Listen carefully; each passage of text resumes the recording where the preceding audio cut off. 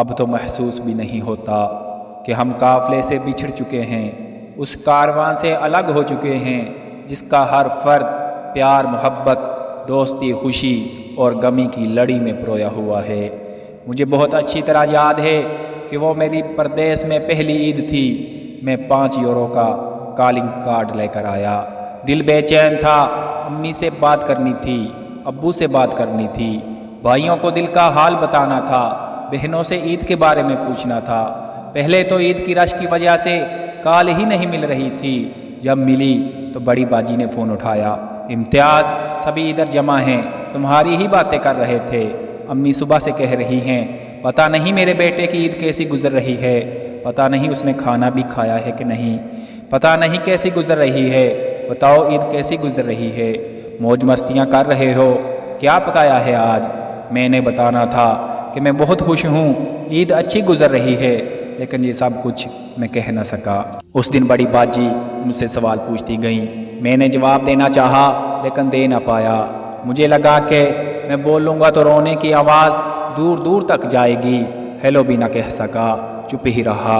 اس دن پہلی مرتبہ احساس ہوا کہ گھر کیا چیز ہے، بھائی کیا ہیں، ماں باپ کیا ہوتے ہیں، اور جن بہنوں سے میں لڑتا جھگڑتا رہتا تھا، جن کے حصے کی چیزیں میں بے پرواہی میں کھا جاتا تھا، وہ کس قدر پیاری اور قیمتی ہیں۔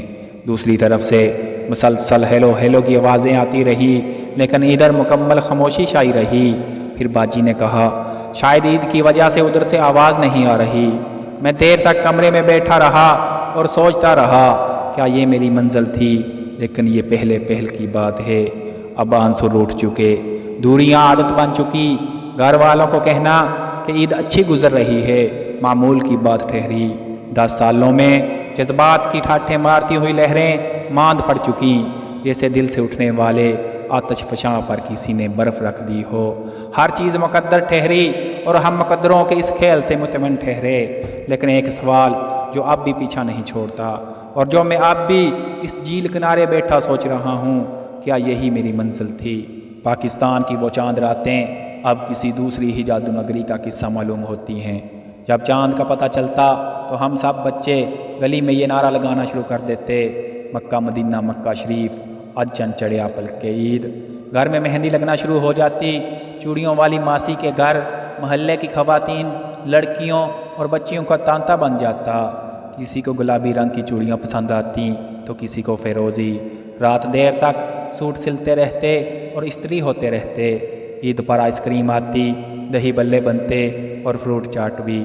یہ میٹرک کی بات ہے جب میں یہ سوچتا تھا یہ آئس کریم ہم روزانہ کیوں نہیں خرید سکتے، ہم روزانہ اس طرح ایک ساتھ بیٹھ کر کیوں خوشیاں نہیں منا سکتے۔ شاید یہ خوشیوں ہی کی طلب تھی، ایک ساتھ مل بیٹھنے ہی کی چاہت تھی جو مجھے یہاں تک کھینچ لائی۔ لیکن اب میں آئس کریم ہاتھ میں پکڑتا ہوں تو سوچتا ہوں وہ لوگ کدھر ہیں جن کے ساتھ بیٹھ کر میں نے یہ کھانے کا تہیہ کیا تھا، جن کے ساتھ زندگی کے خوبصورت پل گزارنے کی ٹھانی تھی، جن کے ساتھ قدم سے قدم ملا کر چلنا تھا، جن کے ساتھ غموں اور خوشیوں میں شریک ہونا تھا، جن کے کاندھوں پر سر رکھنے کا سوچا تھا، جنہوں نے آنسو پونچھنے تھے، جس ماں نے بخار میں سر دبانا تھا، ماتھا چومنا تھا، بھوک لگی ہے کہ نہیں پوچھنا تھا، کدھر چھوڑ آیا ہوں میں، کدھر گئے وہ لوگ۔ یہ سب کچھ سوچتا ہوں تو یوں لگتا ہے جیسے کل ہی کی بات تھی، یوں لگتا ہے جیسے آج ہی کی بات ہے، یوں لگتا ہے جیسے ابھی ابھی کی بات ہے۔ ابھی تو میرے ساتھ کھڑے تھے، ابھی تو میرے ساتھ نہیں ہیں، اب تو میں کوئی نئی خواہش کرنے سے بھی ڈرتا ہوں۔ اندیکھی منزلوں کا سفر نہ جانے کدھر لے جائے، ایک انجانا خوف جو دل کے تہہ خانوں میں چھپا بیٹھا ہے۔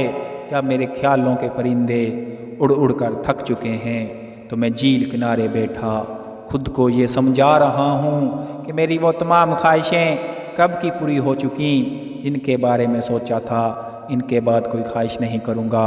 لیکن خواہشوں کا کنواں سوکھنے کا نام ہی نہیں لے رہا۔ آپ کو کبھی نہ کبھی تو اس ریلے کے آگے بند باندھنا ہوگا۔ میں خود کو یہ سمجھا رہا ہوں کہ انسان ناشکرا ہے، مجھے ہر حال میں اپنے رب کا شکر ادا کرنا چاہیے۔ میری طرف سے پاکستان اور اس سے باہر بیٹھے ہوئے تمام دوستوں کو آنے والی عید مبارک۔ شکریہ۔ یہ دنیا جسے کہتے ہیں جادو کا کھلونا ہے، یہ دنیا جسے کہتے ہیں جادو کا کھلونا ہے، مل جائے تو مٹی ہے، کھو جائے تو سونا ہے۔